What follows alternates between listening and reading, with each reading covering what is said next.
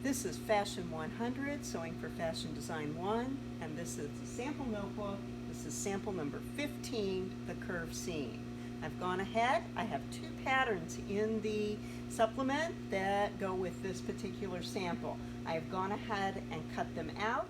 That notch should not be clipped more than 1/4 inch in depth. If it's clipped too much, you clip into the seam.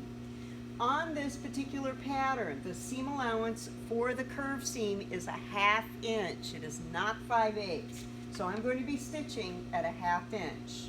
We're going to begin by lining these up at the top up here, and we're going to begin sewing. We're going to be using a technique where we stop, pivot, and turn. The big side goes on the bottom, the little one goes on the top.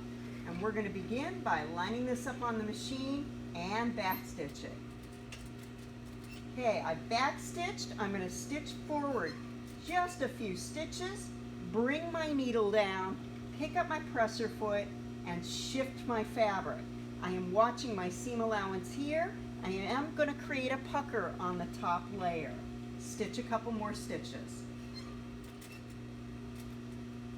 Bring the needle up, pivot, watch that seam allowance, and stitch a few more stitches.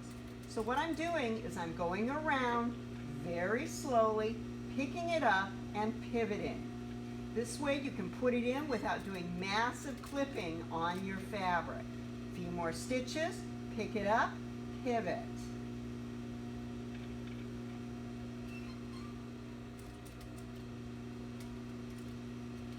A few more stitches, pick it up, pivot.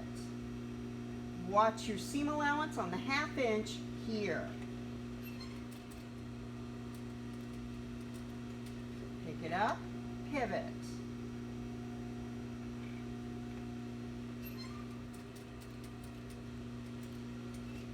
Pick it up, pivot.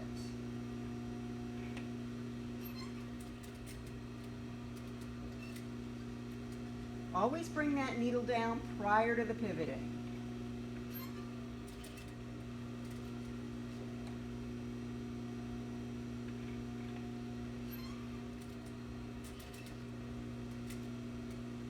And as I get to the bottom, my notches are primarily right on top of each other, so I know I'm doing it right.